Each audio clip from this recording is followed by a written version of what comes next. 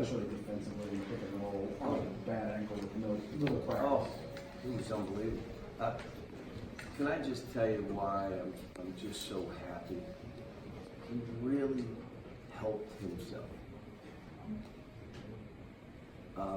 Because he's in the best shape of his life, he has confidence.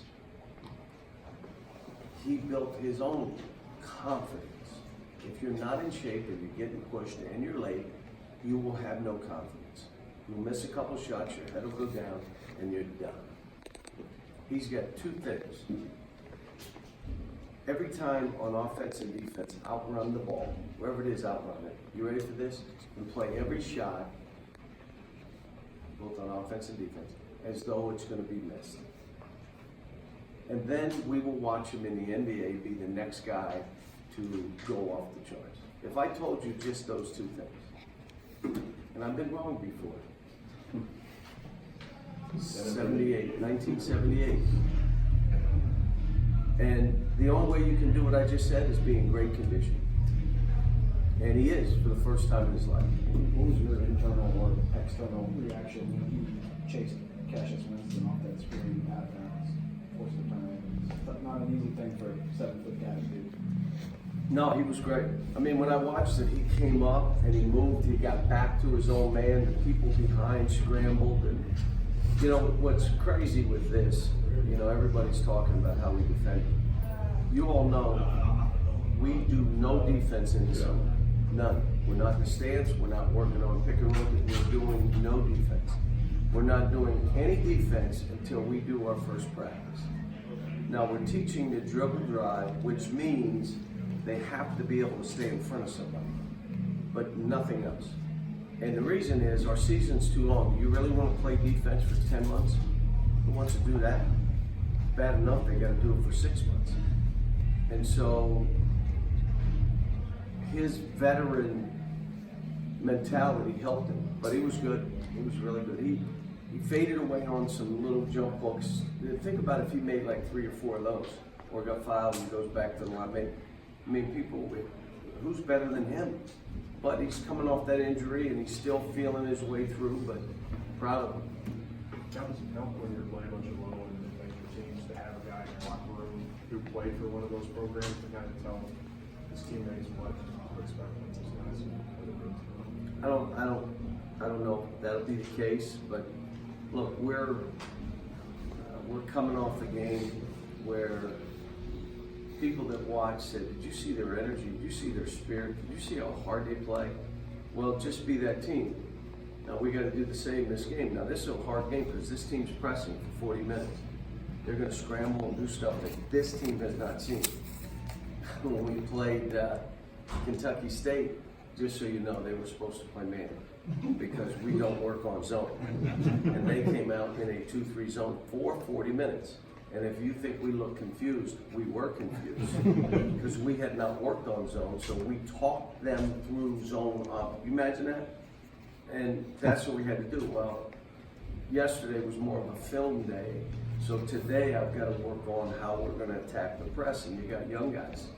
So this will be a good game for us. They got some size. You know, the big kid that transferred in, I think from NC State, I believe it was. He's good. I watched him. Their guard play, they shoot threes. So this is a good one for us. John? Given the makeup of the team, do you feel like they'll be naturally focused on Friday? Don't know. I have no idea. When you're coaching young guys, you don't know. One of the things that we have to do, we have to continue to figure out offensively, how do we play? How do we get everybody involved in how we play? Like when someone wants to do more, I can do more. You know what my comment? We didn't score one basket on an offensive rebound. How about do more of that? Go get a couple of those. Doing more for some of these guys means that we're going to have to create a little bit for them because they're not used to playing random. When you're a freshman, everything was run to you. You took every shot, every play was to you in high school. Now you're here and we're trying to play random. Why am I trying to teach them random basketball? It's where the game's going. Where it was positionless, dribble drive, the game is random now. Well, when you have 17 and 18-year-olds, they're not used to playing random. And you watch him and you say, he's a little lost out there. He is, because he's not used to being ready to make a play before he catches the ball. He's not seeing what's there before he catches it. A high school player catches the ball and then says, what do I have? It is too late. And so we're still not, it's gonna be till January, February to where we can play as random as we wanna play. John, because Nate is a little older, what do you think about considering him like a player coach in a sense on the floor? He can coach a team. I won't go as long as they pay me. I'm good. No, but seriously, I mean, I would think his voice is What was listened to. crazy on the bench, Riley was all into it, talking screens and you know. And I'm going to talk to them a little bit about it today. You know, what you're on the bench? What are you cool?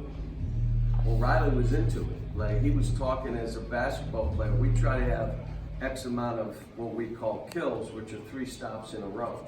You have 3 stops in a row, that's 1 kill. So it's 2 stops, and there you got Riley, and when you had Nate on the bench, you had 2 of them. That's two stops. 1 more we gotta kill, 1 more we gotta kill. That's what you want on your bench and your team. But Nate's been good. I mean, the great story I said yesterday, I called the coaches at Bucknell and thanked them, and said you did a great job with this kid, really did. And they said after their game with Fairfield, they were on the bus watching our game, and when he made that 3, the bus had to pull over because they were going absolutely bonkers on the bus.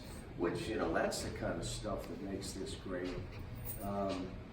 Like his dad, he said how many parents that came up to him after, like, holy, like, I mean, what's better than that? I mean, seriously. And I'm saying, you guys haven't been in practice with you wouldn't know what's going on anyway, but you would have seen that Tyrese has not done that, what he did up there, not 1 day in practice. Not 1 day. As a matter of fact, I've been all over him. If you ask who I've been the toughest on, they will tell you him in the second place is Khalil. But he's the one. But part of it is he has to go against Ashton. And my son and I were talking today, and he said, he was talking about Ashton. He said, there's no one like him. You don't realize until you play against him. You can't even make a bounce. Ask Johnny Juzang. When that kid switches on Johnny, Johnny says, here, take it. And so he has to go against Ashton, and then he started driving, and holy cow, I can drive. Like, I can get a shot off. Like that shot, that deep one he had, Ashton would have been to where his head would have been hitting the kid's chin. I mean, so it's been a great thing, and it's been great for Ashton, playing against somebody that good. Now, somebody mentioned that after Maxie's big shot, the ball at the end, that Ashton actually picked up the guy and denied the ball and forced the timeout there. Is that kind of the mindset and mentality? Yeah, and here's the thing. I told them yesterday, because this is what happens when you're coaching a team and they're all talented kids. All the clutter around them. Like, I told them the night before the game, and I told them before the game. If anybody gets it going, we're riding them. You had known me, if you follow me, you know that's how I am. If someone gets it going, they're going to have the ball in their hands. And the rest of you got to accept it. Well, who was it in this game? I told Ashton. He was playing so good, I pushed you to the wing. What's the big deal? We got 40 games. But there'll be the comment, well, if so-and-so why didn't he play him like, because you're not him. That's why. But he's not you. I pointed to Emmanuel and Ashton yesterday and said, they may be the same size, they may look the same. They are totally 2 different players. And what this kid can do, maybe you can't do, but he can't do what you do. That's the great thing about how we do this here. You come in and be yourself. Unless, well, if you were doing what he was doing, if I was doing what I was doing, and he was doing, that's one of those the maturity of this and understanding. So, you know, we got a great, I told him yesterday, I love walking into practice every day. We got great kids. They're still somewhat fragile, trying to figure out who they are. I want to do more. I know you had 3 turnovers, doing more. Probably need to do less.